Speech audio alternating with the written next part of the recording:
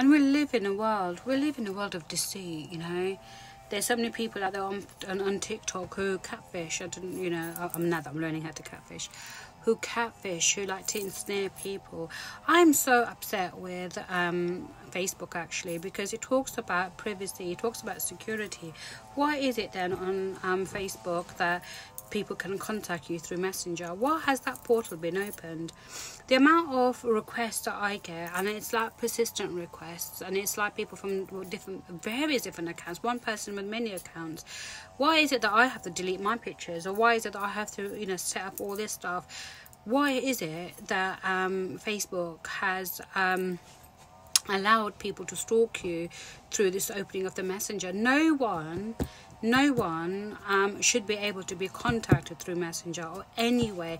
If you're a social media friend, you're a social media friend, and that means that you don't enter they don't enter your private realm, you know. And I think it's disgusting that you have the ability to open several accounts. You have profiles that are absolutely disgusting, and some that are nude and whatever. Why is that allowed?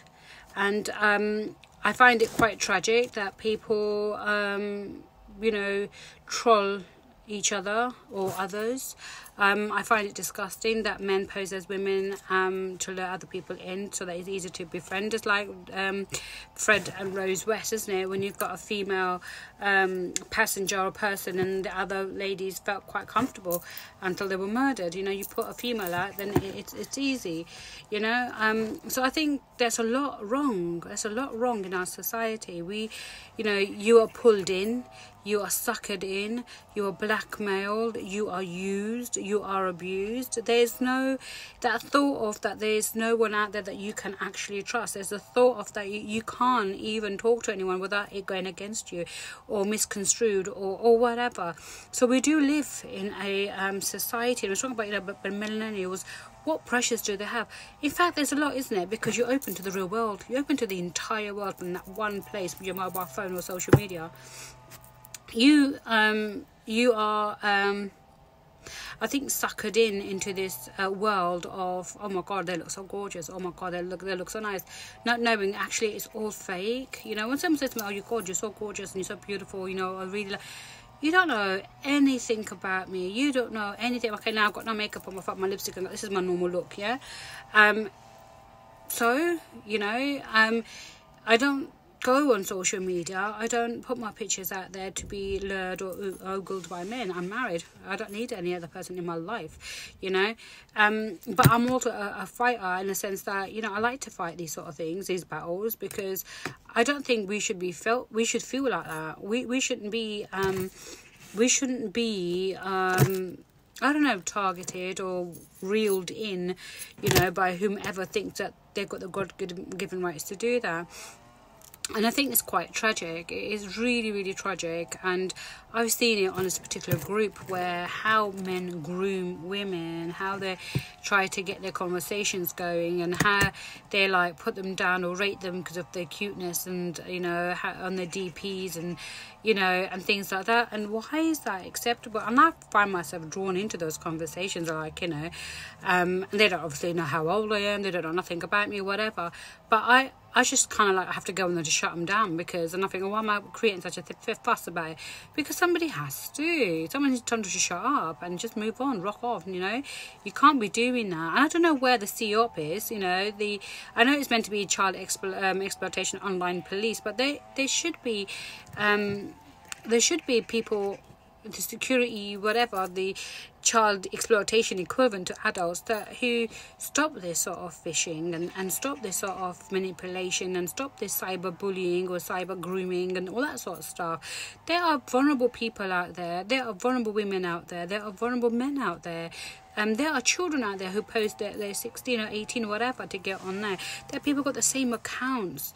You're now allowing people to access Messenger. That is so dangerous. That is really dangerous, and I'm shocked at it.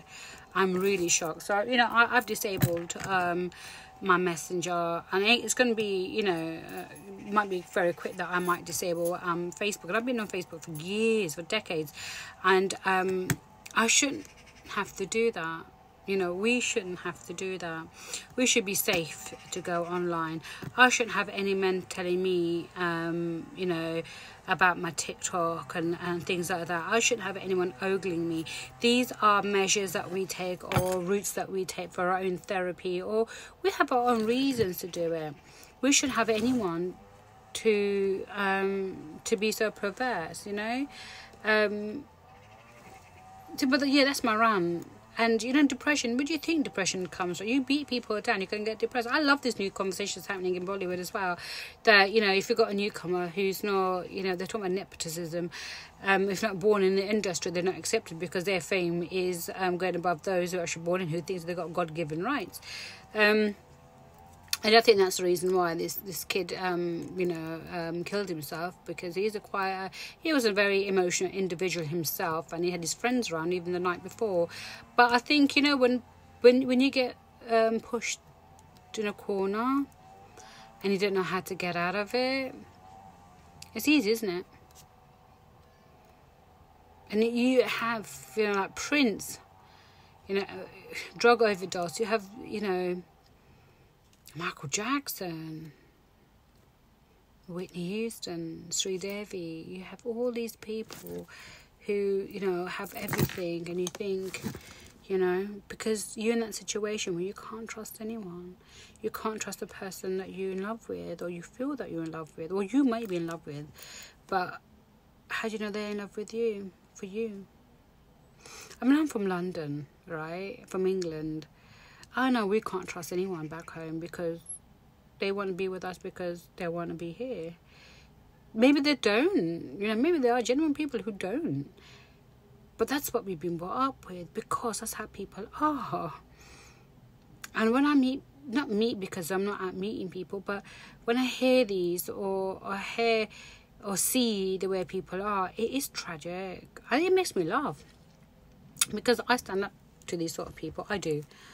And that's why I love to go in politics. I stand up to these people.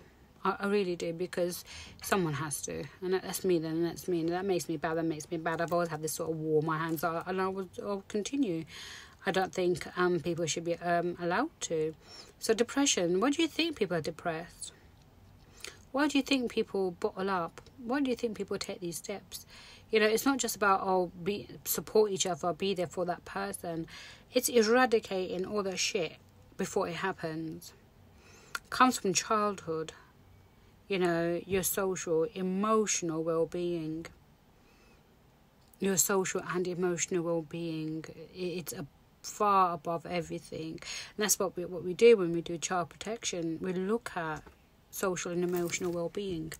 Now, I work with individuals, when I was working at girls' school, who had so many issues, so many emotional issues, from neglect, from, you know, sexual abuse, from within their own family, you know, who have witnessed DV, who, you know, when you have emotional abuse, when you're told you're good for nothing, when you feel like you're the middle child, that, you know, whatever you do is nothing, or when you're eldest, you know, you have no rights because you've got the younger ones, or you watch the younger ones who get away with everything. It comes right from the beginning, and it's at the beginning that we've got to nurture. We've got to stop teaching our children that they're not allowed to dream, they're not allowed to have aspirations, or boys can't cry, or be a man, don't cry. Oh, it's right for a girl to cry. It's not right for anyone, you know. What we want for one should be that for the others. The way we love our one child, we should have that. There should be no favoritism. And so we've got to change our whole outlook of what we want to achieve for our next generation. I know it's boring. I know you don't want to watch it. I don't know you want to share it. But if you do, then share it. If not the video, the thoughts, the thought process behind it. You know, it hurts me when we think that all of us trained teachers or trained professions, from whether it's SEND, whether it's EAL, whether it's child protection, all these different multi-agencies, we spend all our life training and protecting our children, and they grow up and they go through all that we have trained and helped them with to come out of, and it takes that one person to put them down, or one class of individuals. For me, it's really sad, you know. So be safe and be positive is all I can say.